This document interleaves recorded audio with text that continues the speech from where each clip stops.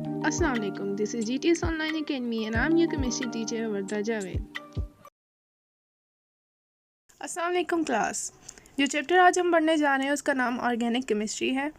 Organic chemistry मुश्किल chapter तो है, लेकिन अगर आप इसकी प्रैक्टिस करते हैं, इसको अच्छी तरह से समझ के करते हैं तो ये चैप्टर मुश्किल नहीं लगता, बल्कि बहुत आसान हो जाता है। तो आपने गौर से सुनना है, अपनी नोटबुक्स निकाल लें, नोट्स बनाना शुरू करें, ठीक है।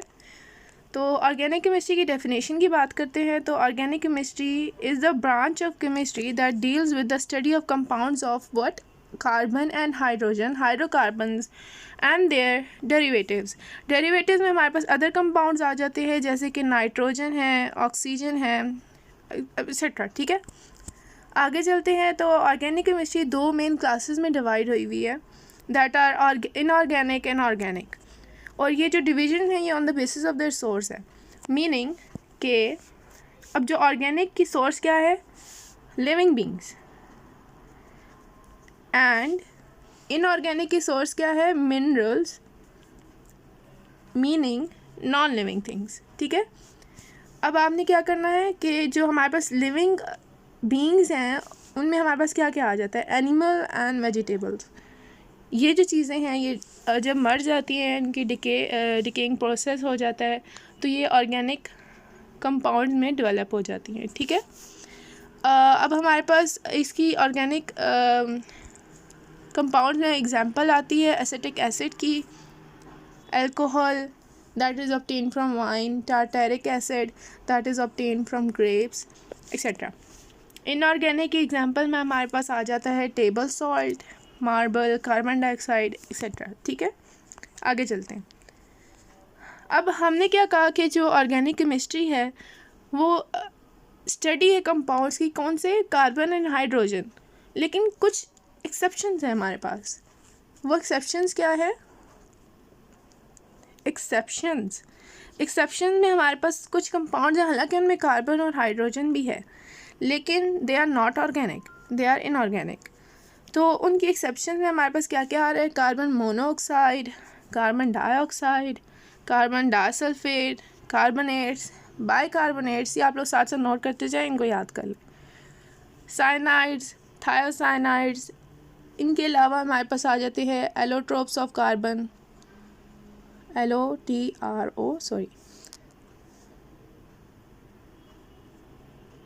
एलोट्रोप्स, जिसमें हमारे पास क्या आता है, डायमंड, ग्रेफाइट,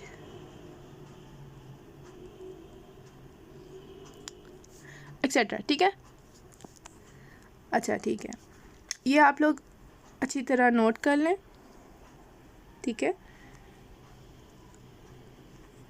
तो थोड़ी सी मेरी राइटिंग ख़राब होगी, लेकिन प्लीज़ बेयर विद मी।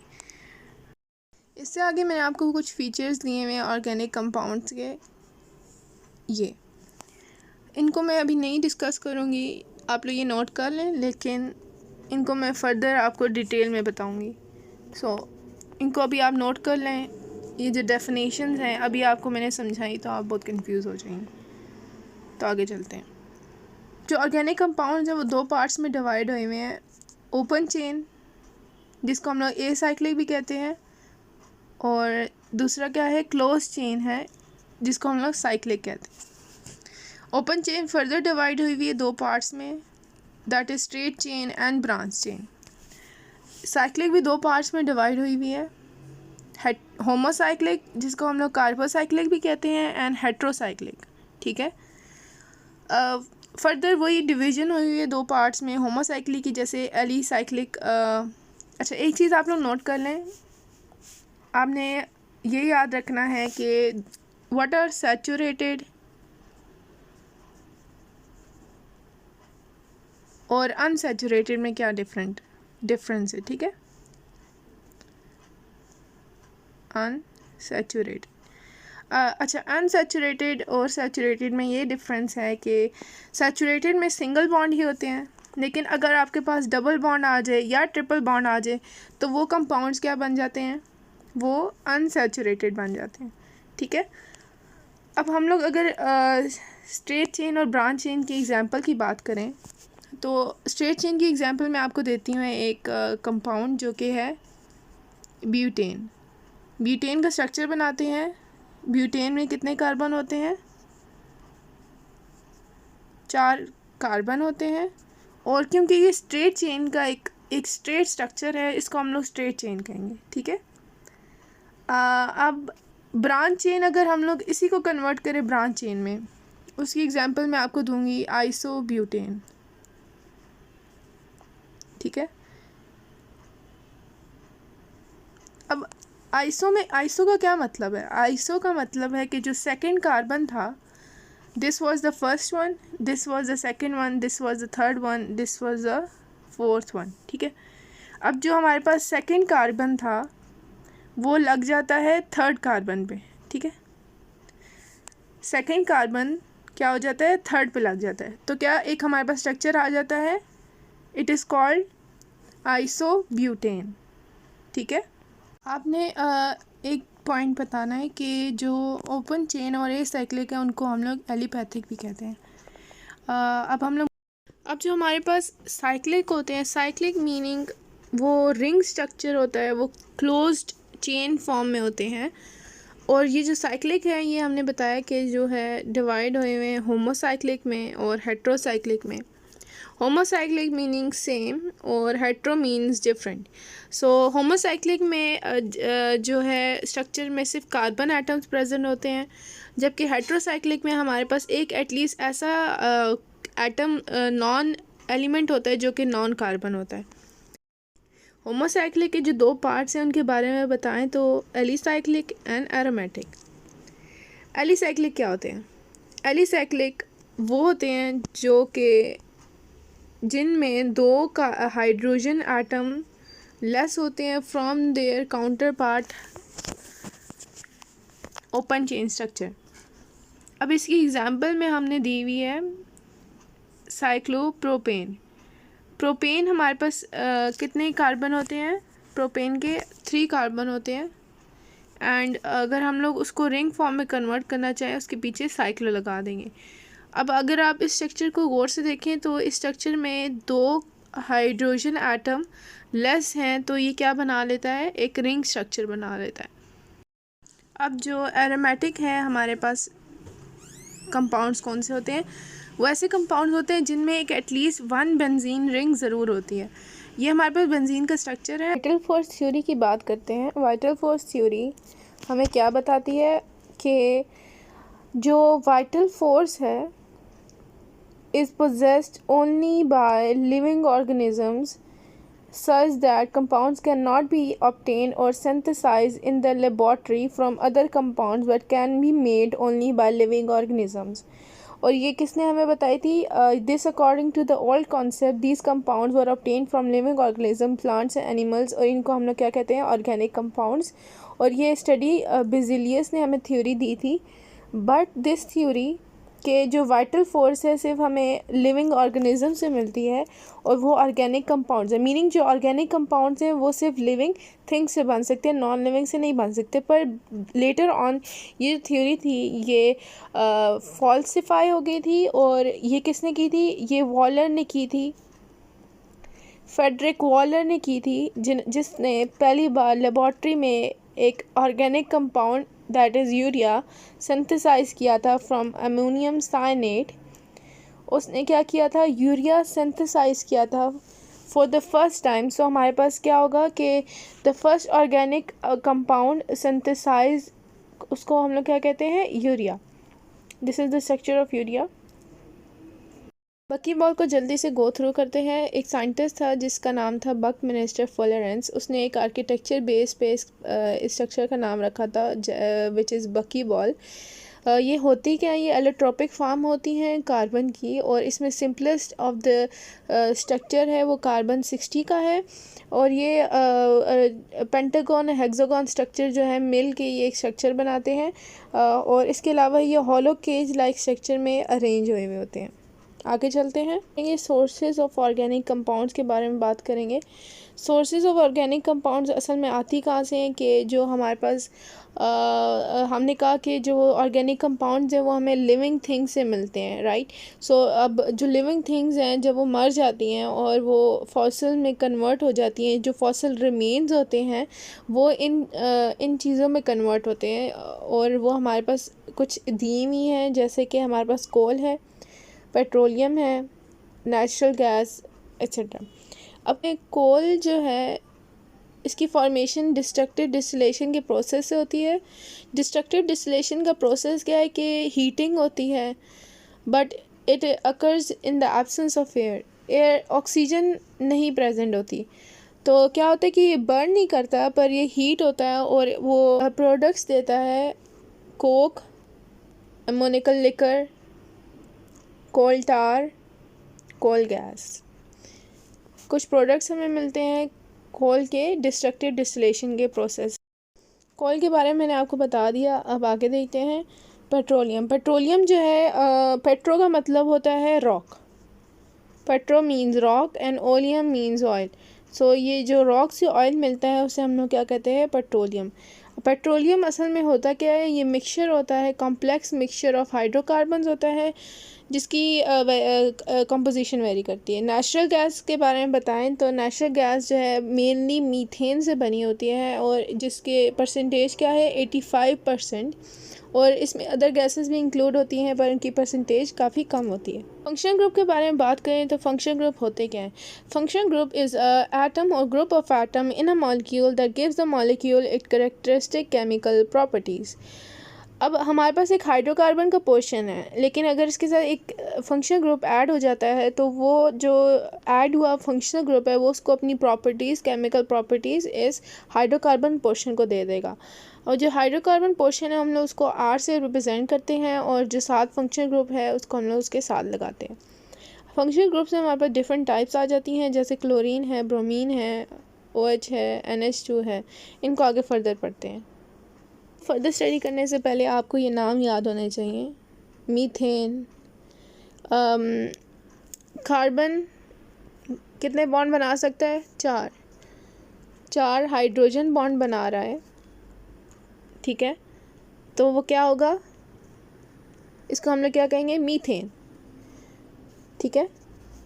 अब आगे एक और कार्बन उसके साथ अगर अटैच हो जाता है, इसकी जगह हमारे पास एक और कार्बन अटैच हो जाता है, तो वो किस स्ट्रक्चर में कन्वर्ट हो जाएगा, ईथेन में। एन का मतलब है सिंगल बॉन्ड, इन का मतलब है डबल बॉन्ड, आइन का मतलब है ट्रिपल बॉन्ड, ठीक है। अब क्या करना है, अपने याद रखना है ये किसके बाद क्या आता है, methane single 1 carbon, ethane 2 carbons, propane 3 carbons, butane 4 carbons, pentane 5 carbons, hexane 6 carbon, hex आपने इस तरह याद रखना है, ठीक है। जैसे पेंट मतलब 5, C5, hexane C6, heptane C7, octane C8, नोनेन C9, डिकेन C10। Carbon का मैंने बता दिया कि 1 2 3, पर हाइड्रोजन के बारे में हम लोग को कैसे पता चलेगा। पहले समझें कि मीथेन में क्या होता है, CH4 होता है। हर नेक्स्ट स्ट्रक्चर में 2 कार्बन्स ऐड हो जाते हैं, 2 हाइड्रोजन ऐड हो जाते हैं। अब अगर हमारे पास मीथेन में CH4 है ना, तो ईथेन में क्या हो जाएगा, C2H4 5 6 हो जाएंगे। आगे चलते हैं।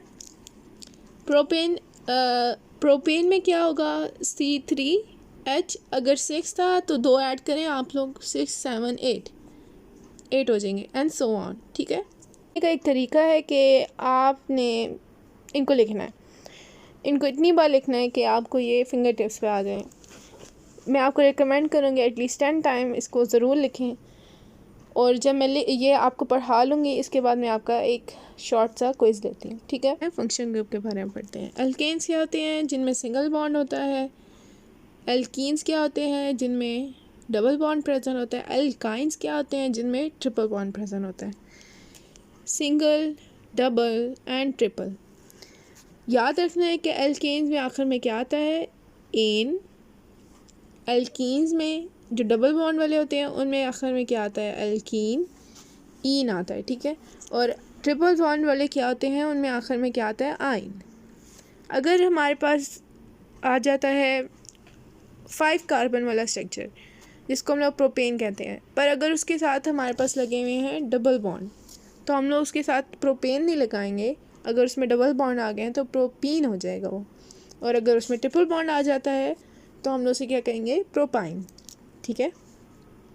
एरीन्स वो स्ट्रक्चर होते हैं जो रिंग फॉर्म में होते हैं, फॉर एग्जांपल बेंजीन। हैलाइड्स क्या होते हैं, हैलाइड्स हमारे पास यहाँ पर X लगा होता है, X हमारे पास फ्लोरीन, क्लोरीन, ब्रोमीन, आयोडीन होते हैं। These are the halides. इसको लिखते कैसे हैं, हैलाइड के साथ हमारे पास मीथेन लगा है तो क्या लगेगा, मीथाइल क्लोराइड, ठीक है। अल्कोहल्स, अल्कोहल्स क्या होते हैं कि R ग्रुप हमारे पास क्या था, हाइड्रोकार्बन पोर्शन था, ठीक है। अल्कोहल क्या होते हैं, R पोर्शन के साथ OH लग जाता है तो ये अल्कोहल बन जाते हैं। OH is the alcohol functional group. और इसको पढ़ते कैसे हैं, इसका नेमिंग क्या होती है, देखिए यहाँ पर मीथेन है तो मीथाइल हो जाएगा, साथ OH है तो अल्कोहल। इसका दूसरा नाम क्या है, मेथनॉल, इसको मेथनॉल भी कहते हैं, ठीक है। ईथर, ईथर क्या होते हैं, ईथर 2 R होते हैं, दरम्यान में एक ऑक्सीजन आ जाता है, फिर एक R, इसको हम लोग ईथर कहते हैं। दरम्यान में एक ऑक्सीजन आता है। इसको लिखने का तरीका क्या होता है, अगर यहाँ पर मीथेन आया हुआ है, यहाँ पर मीथेन आया हुआ है, तो इसको क्या लिखेंगे, डाई मीथाइल ईथर, ठीक है। एमाइंस क्या होते हैं, एमाइंस R बॉन्ड N होते हैं। दीज आर द अमाइंस जिनके साथ नाइट्रोजन आता है। इसको लिखने का तरीका क्या है, मीथेन का मीथाइल साथ फिर क्या, अमाइन, मीथाइल अमाइन। आगे देखते हैं, व्हाट आर नाइट्राइल्स। नाइट्राइल जो है हमारे पास होते हैं R जिसके साथ कार्बन आ जाए और N, CN। These are the nitriles जिनको हम लोग साइनाइड्स भी कहते हैं, और इसको लिखने का क्या तरीका है, मिथाइल साइनाइड, और दूसरा मिथाइल नाइट्राइल होता है। नाइट्रो ग्रुप वो होता है जिसके साथ R N double bond O partial negative. These are nitro, यहाँ पर एक एग्जांपल लिखी हुई है, नाइट्रो मीथेन। सल्फाइड कौन से होते हैं, सल्फाइड वो होते हैं जिनके साथ R S R, these are the sulphides. Sulphides के साथ जो 2 कार्बन लगे हैं इसकी वजह से हम लोग उसको क्या कहते हैं, डाई मिथाइल सल्फाइड। सल्फॉक्साइड कौन से होते हैं, सल्फॉक्साइड वो होते हैं जिनके साथ R S R और एक जो है हमारे पास ऑक्सीजन पार्शियल नेगेटिव लगा होता है, ठीक है। उसके बाद सल्फॉक्साइड को भी सेम कहते हैं, डाई मिथाइल सल्फॉक्साइड। सल्फोन के बारे में बात करें, सल्फोन जो है R bond S bond R होता है, और इसके सिमिलर पर इसके ऊपर भी ऑक्सीजन हो जाता है और इसके नीचे भी ऑक्सीजन पार्शियल नेगेटिव चार्ज आ जाता है। थायोल एसिड ग्रुप होता है, अगर इसके साथ R जुड़ जाए तो हम लोग क्या लिखेंगे, फॉर एग्जांपल मीथेन जुड़ जाए तो मीथेन थायोल। कार्बोनाइल क्या होते हैं, कार्बोनाइल वो ग्रुप्स होते हैं जिनके साथ कार्बन के साथ डबल बॉन्ड ऑक्सीजन आए, for example aldehyde, ketone, acids, derivative of acids. Aldehyde वो होते हैं जो जिनके पास ये वाला स्ट्रक्चर होता है, ठीक है। और अगर हमारे पास एल्डिहाइड के साथ एक कार्बन में मीथेन जुड़ जाए तो हम लोग क्या कहते हैं उसे, एसिड एल्डिहाइड। कीटोन्स क्या होते हैं, कीटोन्स यहाँ पर जो एल्डिहाइड का स्ट्रक्चर था ना, उसमें जो C डबल बॉन्ड O था, सॉरी, जो हमारे पास C डबल बॉन्ड O था उसके अराउंड यहाँ पर हाइड्रोजन था एल्डिहाइड में, ठीक है। लेकिन जो हमारे पास कीटोन होता है उसमें यहाँ पर भी आर ग्रुप अटैच होता है और यहाँ पर भी आर ग्रुप अटैच होता है। तो क्या हो जाता है यहाँ पर, अगर यहाँ पर एच अटैच होता है तो एल्डिहाइड बन जाता। बेसिकली जो COH वाला स्ट्रक्चर है ना, अगर यहाँ साइड पर भी H आ जाता तो इसको हम लोग फॉर्माइल कहते हैं। और अगर हमारे पास दोनों साइड पे आर आ जाए तो वो कीटोन बन जाता है। और इस स्ट्रक्चर की नेमिंग करें तो हमारे पास यहाँ पर मीथेन जुड़ा है, यहाँ पर मीथेन जुड़ा है, तो डाईमिथाइल कीटोन, और इसका दूसरा नाम क्या है, एसीटोन। कार्बोक्सिलिक एसिड के बारे में बताएं तो कार्बोक्सिलिक एसिड वो होते हैं जिनके पास COOH वाला स्ट्रक्चर होता है, COH वाला स्ट्रक्चर, और यहाँ पर R ग्रुप अटैच होता है। अब यहाँ पर अगर मीथेन अटैच कर ले तो हमारे पास क्या बन जाता है, acetic acid. Water asters, asters क्या होते हैं, यहाँ कार्बन डबल ऑक्सीजन, इसको मैं लिख देती हूँ COOC, this is the ester compound. यहाँ पर अगर आ जाए मीथेन तो मिथाइल एसीटेट, ठीक है, एसीटेट लिखते हैं। आगे देखते हैं अमाइड। अमाइड्स वो होते हैं सिमिलर टू अमाइंस, बट यहाँ पर क्या हो जाता है, डबल बॉन्ड O आ जाता है, तो क्या बन जाता है, एसेटामाइड। आगे carboxylic acid chloride. Carboxylic acid chloride carboxylic acid ही होते हैं, पर यहाँ पर H की जगह क्या आ जाता है, क्लोरीन। तो एग्जांपल में हमारे पास दिया हुआ है एसिटाइल क्लोराइड। एसिटाइल क्यों है, यहाँ पर मीथेन जुड़ा हुआ है। Carboxylic acid anhydride. एनहाइड्राइड वो स्ट्रक्चर्स होते हैं जिनमें 3 ऑक्सीजन जुड़े हुए होते हैं, इस कार्बन के साथ, इनके दरमियान में और इसके ऊपर। तो ये क्या बनाता है, एक एनहाइड्राइड वाला स्ट्रक्चर बनाता है। यहाँ पर एग्जांपल दी हुई है एसिटिक एनहाइड्राइड की। Now study the detection of elements in organic compounds. Detection हम लोग क्यों करते हैं, ताकि हम लोगों को एक सोल्यूशन हमने लिया हो तो हमें पता चल सके कि उसमें क्या क्या एलिमेंट्स प्रेजेंट हैं उस ऑर्गेनिक कंपाउंड में। अब आपको ये पता होना चाहिए कि जो कार्बन है it is an essential element. Essential element meaning कि it is a major compound. तकरीबन वो सारे ऑर्गेनिक कंपाउंड्स में कार्बन प्रेजेंट होता है, ठीक है।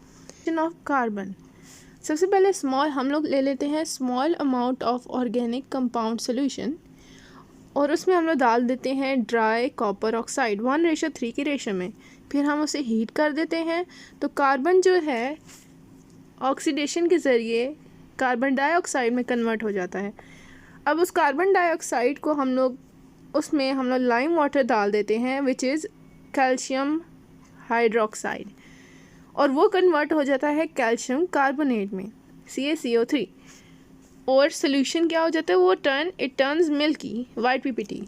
जब वो मिल्की बन जाता है तो हमें पता चलता है कि carbon is present in the solution. Similarly for the detection of hydrogen में ड्राई सोल्यूशन में of organic compound dry copper sulphate add कर देते हैं, और वो हीटिंग के बाद वाटर में कन्वर्ट हो जाता है थ्रू ऑक्सीडेशन। अब वाटर में हम लोग copper sulphate anhydrous copper sulphate डाल देते हैं जो कि वाइट इन कलर है, और वो कन्वर्ट हो जाता है CuSO4 5H2O में हाइड्रेटेड ब्लू PPT। अब जब वो कन्वर्ट हो जाता है ब्लू कलर में तो हमें पता चलता है कि सोल्यूशन में क्या हाइड्रोजन प्रेजेंट है। एक्शन करना चाहते हैं for the elements like sulphur, nitrogen, halogens, उनके लिए सबसे पहले हमें एक सोल्यूशन तैयार करना होगा जिसको हम लोग कहते हैं लाइजेंस सोल्यूशन, जिसका दूसरा नाम सोडियम एक्सट्रैक्ट है। और इस सोल्यूशन को फिर हम लोग 3 पोर्शन में डिवाइड करेंगे for the detection of sulphur, nitrogen and halogen. Nitrogen की टेस्ट के लिए सबसे पहले हम लोग एक पोर्शन ले लेंगे लाइजेंस सोल्यूशन का। उस लाइजेंस सोल्यूशन के पोर्शन में हम लोग फेरस सल्फेट ऐड कर देंगे FeSO4। उसे हीट करने के बाद हमारे पास जो सोल्यूशन आएगा उसमें हम लोग FeCl3 डाल देंगे अलॉन्ग विद HCl। तो हमारे पास एक आखिर में सोल्यूशन आएगा और वो सोल्यूशन है वो उसका कलर प्रूशियन ब्लू होगा। अगर उसका कलर प्रूशियन ब्लू हुआ तो मीनिंग कि nitrogen is present in the solution. Further on हमारे पास सिमिलर इसी तरह का टेस्ट है जिसमें हमारे पास अगर सोल्यूशन में देखना है कि नाइट्रोजन अलॉन्ग विद सल्फ़र भी अगर प्रेजेंट है तो हम लोग सिमिलर टेस्ट है लेकिन उसमें सल्फ़र होगा और आखिर में हमारे पास सोल्यूशन का कलर ब्लड रेड आया तो meaning that both sulfur and nitrogen are present in the solution. To detect sulfur in a solution, हम लोग सबसे पहले लाइजन सोल्यूशन के पोर्शन में एसिटिक एसिड ऐड करेंगे जो कि कन्वर्ट कर देगा उसे H2S में। H2S में हम लोग लेड एसीटेट डालेंगे जो कि सोल्यूशन में हमारे पास आखिर में PBS ला देगा और सोल्यूशन जो है ब्लैक PPT देगा। अगर ब्लैक सोल्यूशन का कलर आया तो वो हमें बताएगा कि sulphur is present in the solution. In this last test of halogen हम लोग लाइजन सोल्यूशन में सिल्वर नाइट्रेट ऐड करेंगे और आखिर में हमारे पास AgX आएगा NaNO3। एक्स यहाँ पर हमारे पास हेलोजन्स हैं, क्लोरीन हो सकता है, ब्रोमीन हो सकता है, आयोडीन हो सकता है। क्लोरीन के टेस्ट में हमारे पास YPPT आएगी, ब्रोमीन के टेस्ट में हमारे पास पेल येलो PPT आएगी एंड आयोडीन के टेस्ट में डीप येलो PPT आएगी। जो क्लोरीन है वो फुली सॉल्युबल है इन NH4OH, ब्रोमीन जो है वो पार्शली सॉल्युबल है एंड आयोडीन जो है वो इनसॉल्युबल है इन NH4OH। So at the end मैंने आपको कहा था मैं आपका एक शॉर्ट सा क्विज़ लूँगी लेकिन मैं आपको एक चीज़ बताना भूल गई, एग्जाम्पल ऑफ हेट्रोसाइक्लिक कंपाउंड्स। ये 4 कंपाउंड्स मैंने आपको दिए हुए हैं हेट्रोसाइक्लिक, इनको आप नोट कर लें। आपको शॉर्ट से क्विज़ मैंने दिया है, 4 कंपाउंड्स हैं, इनके नेम आपने कमेंट सेक्शन में बताने हैं। आपका बहुत बहुत शुक्रिया, अपना ख्याल रखिएगा, अल्लाह हाफिज़।